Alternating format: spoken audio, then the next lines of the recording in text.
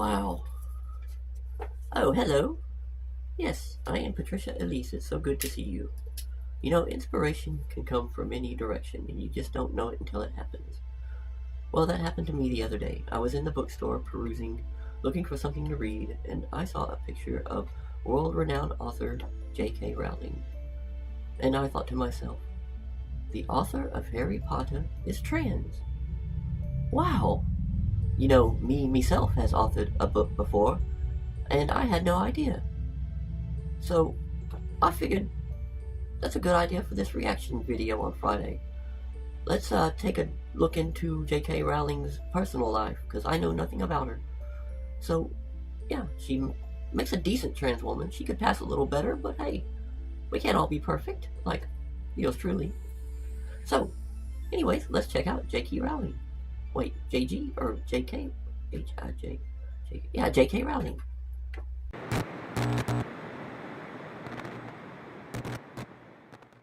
Okay, guys, and I do have a cold, so please excuse the voice and the sniffles.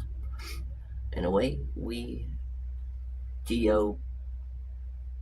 blow. Now, the Supreme Court has ruled that the definition of a woman, when referred to in law, is based on biological sex. Well, someone who's been largely outspoken on the matter is Harry Potter author J.K. Rowling. She's a trans activist, I just know it. We're asking whether the novelist has been vindicated and whether fans, she's become deeply, deeply unpopular.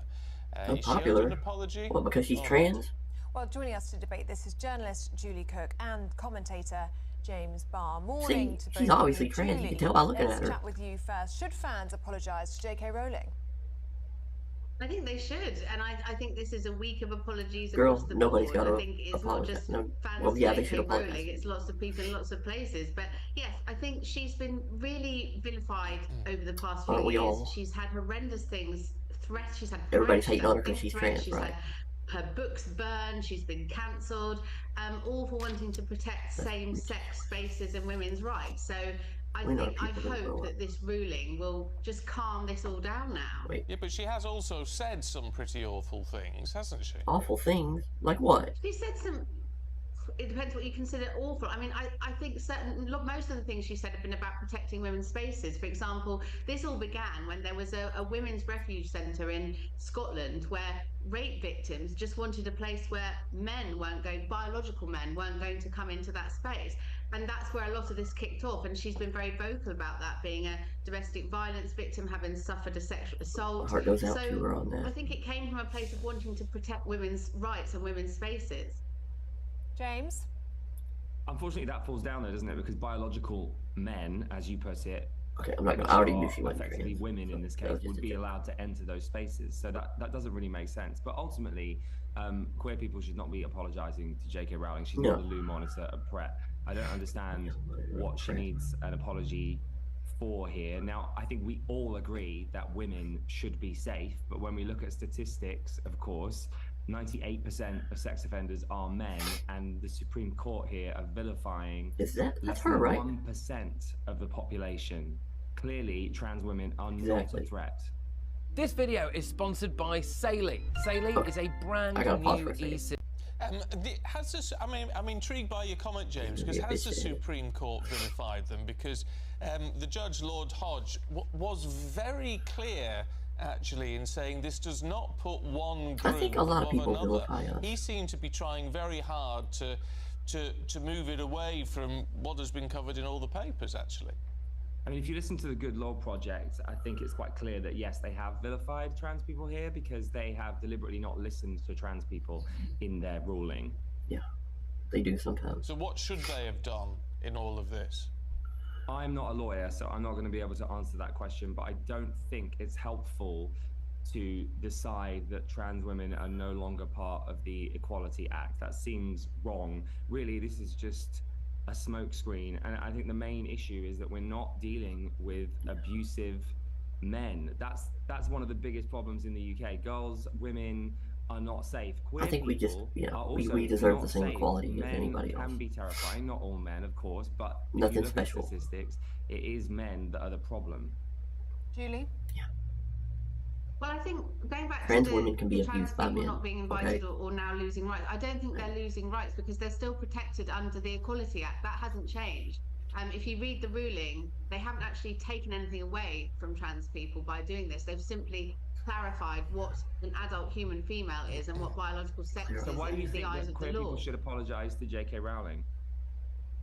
I don't think queer people should apologise to J.K. Rowling. I think people who I'll never apologize to somebody horrendous like to that. her, who have sent For death nothing. threats to her, who have called her all sorts of names, who've burnt Maybe her if I books step and on her foot or cancelled her something. simply for having a Ow, belief sorry. that women have a right to same-sex spaces, to be safe from biological men. I think that is an apology that's needed. I think anyone that does any of those things to any person should probably not be doing so. Again, trans women can be abused by men. Okay? And it does count as domestic abuse, just like it would with a natural female. I'm sorry, I said it. Actually, J.K. Rowling, and I think those fans are hurt, and they have right to be hurt. I mean, there is a sense in this, Julie, isn't there, that although, you know, yes, there is a degree of clarity on paper in all of this, certainly a lot of young people and a lot of people of the Potter generation, the Potter generation, are not on board with this sort of idea. They want more. How do we put Dumbledore transgenderist fluidity, possibly, but they want to explore these ideas more, and rather than just saying everything is black and white. That shouldn't affect law.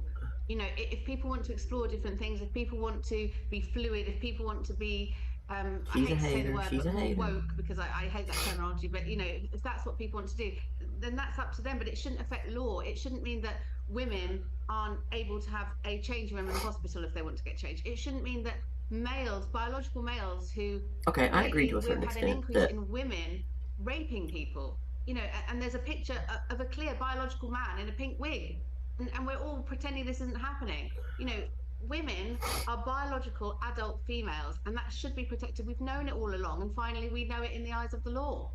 James, last word to you. But when somebody changes I just think genders, blaming trans women for they change into safety a woman. Is like blaming a teaspoon Still for a flood. Just a trans woman. Okay, well, there we will leave it. Julie Cook, James Barr, thank you both very much indeed. If you've got a view, gbnews.com/your-site. In terms of health provision, let's see what where Mrs. does Winklebottom this here has to ruling say. yesterday from the Supreme Court about gender recognition, trans rights, all this is such a complicated issue. Where does this leave something like the NHS now in deciding how they take their policies forward? Well, you're right, it is a complicated issue. The ruling gives real clarity now to this issue and I'm from female. the Supreme Court. Gimme. Good thing. I want to do and that I again. understand Sorry.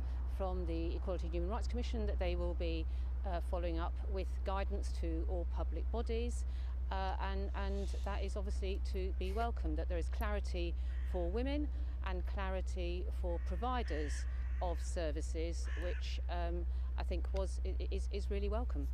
We've been talking about this but most since British women look 2004 trans in the anyway. Gender Recognition Act. I mean, 21 years there has been a debate about this in this country. Is it a shame, do you think, that it got as far as the Supreme Court, that it came to a ruling by a judge? Could this not have been sorted by Parliament, by politicians over the years to get that clarity, as you describe it? Okay, I used to be the Queen of England, so I think I should jump in here to this Labour conversation. representative, you expect me to say Oh wait, we're proud of the it's on Equality the Act. It was phone, put I in can't. under a Labour government in 2010. We're also proud of work we did to support people undergoing gender reassignment with the Gender Recognition Act. Those are both Labour pieces of legislation in 2004-2010, and I think Parliament was clear in its intent. What we've seen, I think, in the last few years is some confusion around the implementation of that, and what we've seen from the Supreme Court yesterday in this long judgment, which obviously will need to be now carefully considered by government, is giving clarity to the effect of the Equality Act in 2010. Nobody that it likes this. Stood that test. But in terms of the clarity that you talk about, I mean, in what sense is there clarity when it comes to the practical side of this? I mean, for example, stake, really. Single-sex wards in hospitals. I mean, what do you now do with trans women or trans men?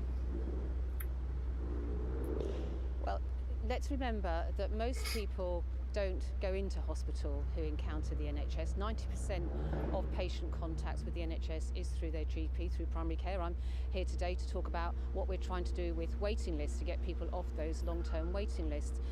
Same-sex wards were part again of legislation in, I think, 2001. It was a 2001 manifesto commitment from the Labour Party to introduce same-sex wards. That was mostly done in hospitals today.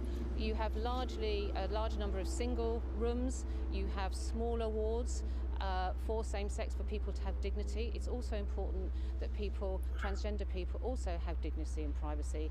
And in individual cases, that will be up to local institutions to make sure that they provide dignity and privacy to all patients. Okay, so don't I feel stupid? Here I was thinking she's trans. I didn't believe that she was trans. But I think everybody seems to always miss this point when debating this crap, and it is crap. Some people, they truly, when they change genders, they're changing gender. Like myself. It's not like, oh, I want to just be part woman, or I'm going to just be part woman from now. No. Now, I'll always concede that I'm a trans woman, not a natural female. That's fine. But for all intents and purposes, I'm a woman. So I think people always miss that, or they just don't want to recognize it or whatever. But yeah, it's like in my case, it's my life. If that's what I have to be because that's just who I am, then nobody's going to tell me otherwise. Nobody's going to convince me otherwise that I'm not what I think I am. So I'm sorry. You can be a biologically born male, but still be a woman, a full woman. So now I do agree that natural born biological females need to have their space and all that. I don't think we should, like I said a million times, I don't think we're just entitled to their bathroom or nothing like that. But I do believe that we should be able to have equality in a sense as far as with natural women. That's just how I feel about it. So yeah, guys, that's gonna be it for this week. I hope that I have made my opinions on the matter clear, and I've got to go take some cold medicine and take a nap. So until next week, I love you guys. Goodbye.